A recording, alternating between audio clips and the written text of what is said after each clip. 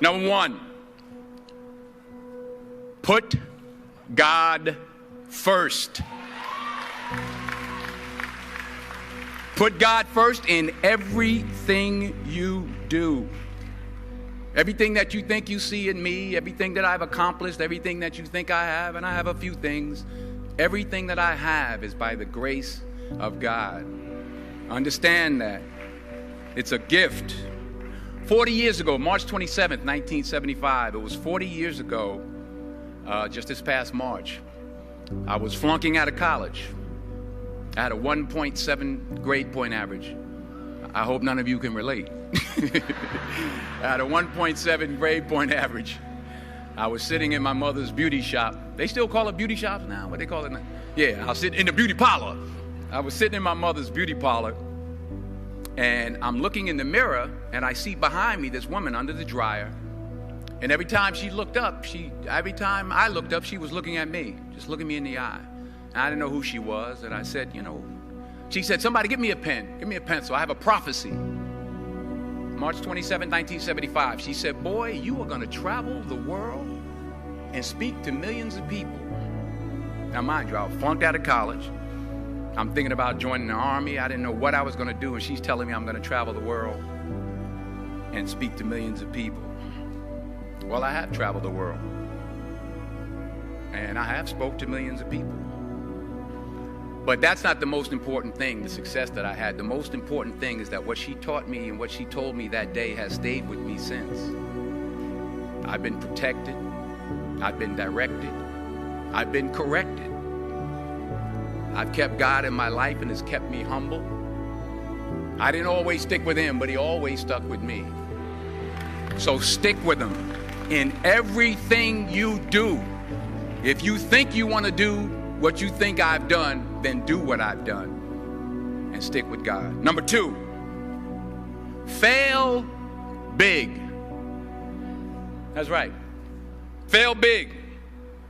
Today's the beginning of the rest of your life, and it can be very frightening. It's a new world out there. It's a mean world out there, and you only live once. So do what you feel passionate about. Take chances professionally. Don't be afraid to fail. There's an old IQ test, was 9 dots, and you had to draw 5 lines with a pencil within these 9 dots without lifting the pencil. The only way to do it was to go outside the box. So don't be afraid to go outside the box. Don't be afraid to think outside the box. Don't be afraid to fail big, to dream big. But remember, dreams without goals are just dreams, and they ultimately fuel disappointment. So have dreams, but have goals. Life goals, yearly goals, monthly goals, daily goals. I try to give myself a goal every day. Sometimes it's just to not curse somebody out. Simple goals, but have goals. And understand that to achieve these goals, you must apply discipline and consistency. In order to achieve your goals, you must apply discipline, which you have already done, and consistency every day, not just on Tuesday and miss a few days. You have to work at it every day. You have to plan every day. You've heard the saying, we don't plan to fail, we fail to plan. Hard work works. Working really hard is what successful people do. And in this text, tweet, twerk world that you've grown up in, remember, just because you're doing a lot more doesn't mean you're getting a lot more done. Remember that. Just because you're doing a lot more doesn't mean you're getting a lot more done. Don't confuse movement with progress. My mother told me, she said, yeah, because you can run in place all the time and never get anywhere. So continue to strive, continue to have goals, continue to progress. Number 3, you'll never see a U-Haul behind a hearse. I'll say it again. You'll never see a U-Haul behind a hearse. I don't care how much money you make, you can't take it with you. The Egyptians tried it. They got robbed. That's all they got. You can't take it with you. And it's not how much you have. It's what you do with what you have. We all have different talents. Some of you will be doctors, some lawyers, some scientists, some educators, some nurses, some teachers. Yeah, okay. Some preachers. The most selfish thing you can do in this world is help someone else. Why is it selfish? Because the gratification, the goodness that comes to you, the good feeling that I get from helping others, nothing's better than that. Well, one or two things, but nothing's better than that. Not jewelry, not big house I have, not the cars, but it's the joy. That's where the joy is, in helping others. That's where the success is, in helping others. Finally, I pray that you put your slippers way under the bed tonight, so that when you wake up in the morning, you have to get on your knees to reach them. And while you're down there, say thank you for grace. Thank you for mercy. Thank you for understanding. Thank you for wisdom. Thank you for parents. Thank you for love. Thank you for kindness. Thank you for humility. Thank you for peace. Thank you for prosperity. Say thank you in advance for what's already yours. It's how I live my life. That's why I am, one of the reasons why I am today. Say thank you in advance for what is already yours. True desire in the heart for anything good is God's proof to you, sent beforehand to indicate that it's yours already. I'll say it again. True desire in the heart, that itch that you have, whatever it is you want to do, that thing that you want to do to help others and to grow and to make money, that desire, that itch, that's God's proof to you, sent beforehand already to indicate that it's yours. And anything you want good, you can have. So claim it. Work hard to get it. When you get it, reach back. Pull someone else up. Each one, teach one. Don't just aspire to make a living. Aspire to make a difference. Every failed experiment is one step closer to success. You've got to take risks, and I'm sure you've probably heard that before, but I want to talk to you about why that's so important. I got 3 reasons, and you can pick up your iPhones. First, you will fail at some point in your life. Accept it. You will lose. You will embarrass yourself. You will suck at something. There's no doubt about it. And I know that's probably not a traditional message for a graduation ceremony, but hey, I'm telling you, embrace it, because it's inevitable. And I should know. In the acting business, you fail all the time. Early on in my career, I auditioned for a part in a Broadway musical. Perfect role for me, I thought, except for the fact that I can't sing. So I'm in the wings, I'm about to go on stage, but the guy in front of me, he's singing like Pavarotti. He's just, and he's just going on and on and on, and I'm just shrinking. I'm getting smaller and smaller. So they say, oh, thank you very much, and you'll be hearing from us. So I come out with my little sheet music, and it was Just My Imagination by the Temptations. That's what I came up with. So I hand it to the accompanist, and she looks at it and looks at me and looks out at the director and was like, all right. So I start, you know, I'm going to sing. I'm like, it's just my imagination once again, and they're coming away with me. And they're not saying anything, so I'm thinking I'm getting better. So I start getting into it. It was just my imagination. Running. They say, oh, yeah, thank you very much, Mr. Washington. Thank you. So I assumed I didn't get the job. But the next part of the audition, he called me back. The next part of the audition is the acting part of the audition. So I'm like, hey, okay, maybe I can't sing, but I know I can act. So they pair me with this guy, and again, I didn't know about musical theater. And musical theater is big, so they can reach everyone all the way in the back of the stadium.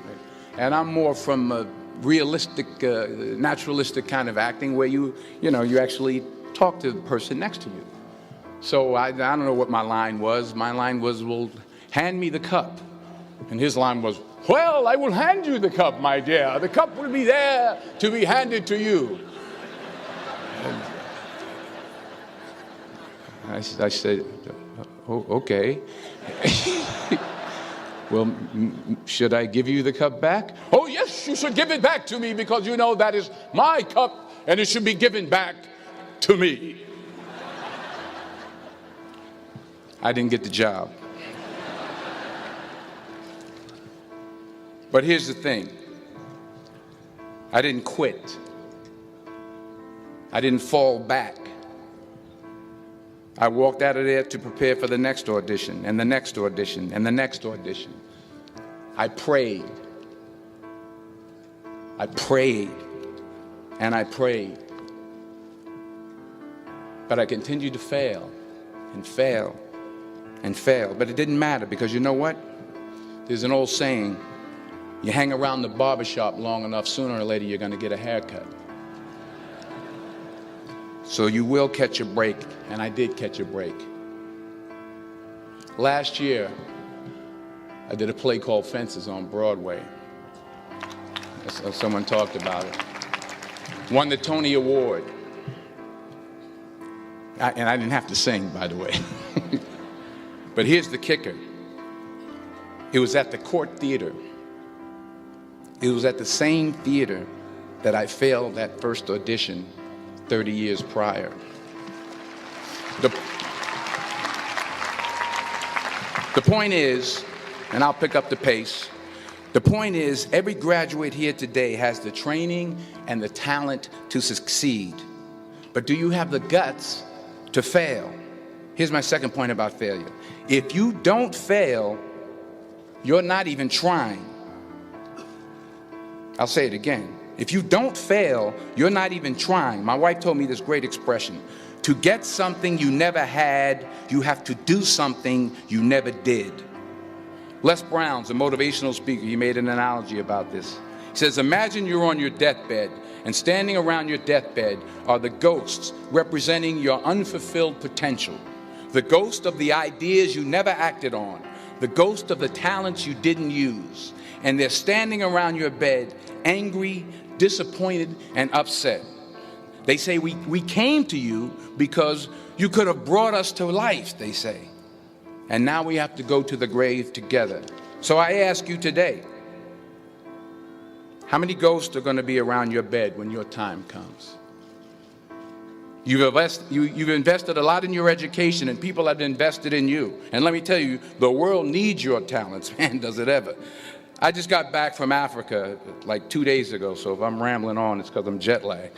I just got back from South Africa. It's a beautiful country, but there are places there with terrible poverty that need help. And Africa is just the tip of the iceberg. The Middle East needs your help. Japan needs your help. Alabama needs your help. Tennessee needs your help. Louisiana needs your help. Philadelphia needs your help. The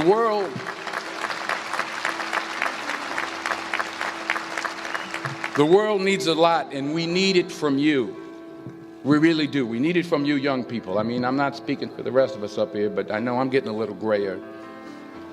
We need it from you, the young people, because remember this. So you got to get out there. You got to give it everything you got, whether it's your time, your talent, your prayers, or your treasures. Because remember this, you will never see a U-Haul behind a hearse.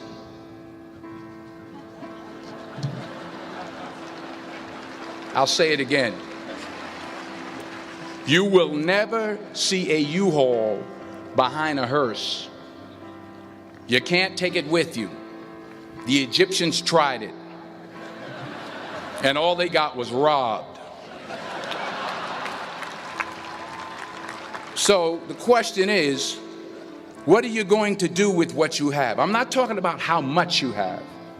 Some of you are business majors, some of you are theologians, nurses, sociologists. Some of you have money, some of you have patience, some of you have kindness, some of you have love, some of you have the gift of long suffering. Whatever it is, whatever your gift is, what are you going to do with what you have?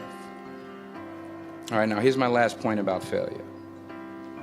Sometimes it's the best way to figure out where you're going. Your life will never be a straight path. I began at Fordham University as a pre-med student. I took a course called cardiac morphogenesis. I still can't say it. Cardiac morphogenesis. I couldn't read it. I couldn't say it. I sure couldn't pass it. So then I decided to go into pre-law, then journalism. And with no academic focus, my grades took off in their own direction.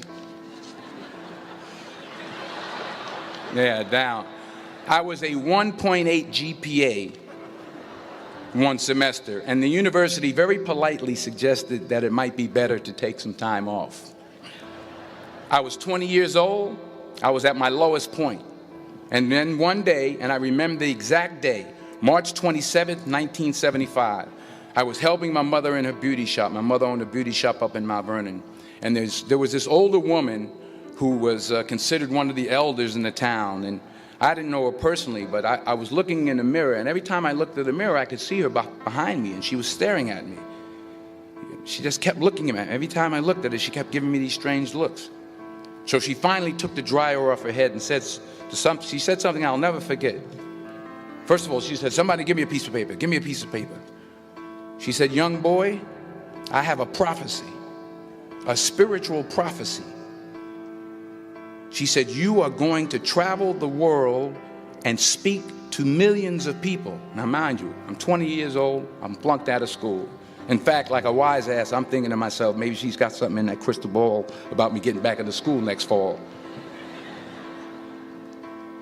But maybe she was on to something, because later that summer, while working as a counselor at the YMCA camp in Connecticut, we put on a talent show for the campers. And after the show, another counselor came up to me and asked, "Have you ever thought about acting? You're good at that."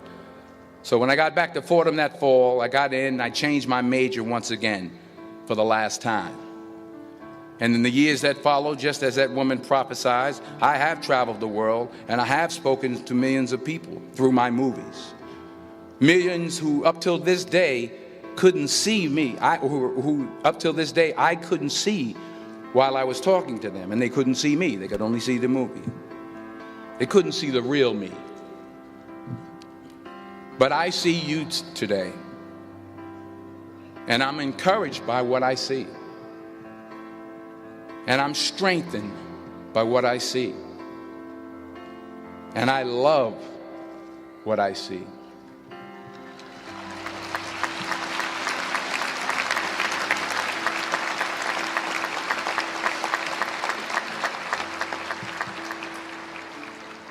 One more page, and I'll shut up. Let me conclude with this one final point, and actually the president kind of brought it up. It has to do with the movie Philadelphia. She stole my material. Many years ago, I did this movie called Philadelphia. We filmed some of the scenes right here on campus. Philadelphia came out in 1993. Most of you were probably still in diapers. Some of the professors, too. But that cracked me up. But it was a good movie. Rent it on, Netflix. It's a good movie. Rent it. I get 23 cents every time you rent it, please. Rent it. True. Parents up there, rent it. Netflix, please. Tell your friends too. It's about a man played by Tom Hanks who's fired from his law firm because he has AIDS. He wants to sue the firm, but no one's willing to represent him until a homophobic ambulance chaser lawyer, played by yours truly, takes on the case. In a way, if you watch the movie, you'll see everything I'm talking about today. You'll see what I mean about taking risk or being willing to fail. Because taking risk is not just about going for a job. It's also about knowing what you know and what you don't know. It's about being open to people and to ideas. In the course of the film, the character I play begins to take small steps, small risks. He very, very, very slowly begins to overcome his fears. And I feel ultimately his heart becomes flooded with love. And I can't think of a better message as we send you off today. To not only take risks, but to be open to life, to accept new views, and to be open to new opinions, to be willing to speak at a commencement at one of the best universities in the country, even though you're scared stiff. While it may be frightening, it will also be rewarding. Because the chances you take, the people you meet, the people you love, the faith that you have, that's what's going to define you. So members of the class of 2011, this is your mission. When you leave the friendly confines of Philly, never be discouraged, never hold back, give everything you got. And when you fall throughout life, and remember this, fall forward.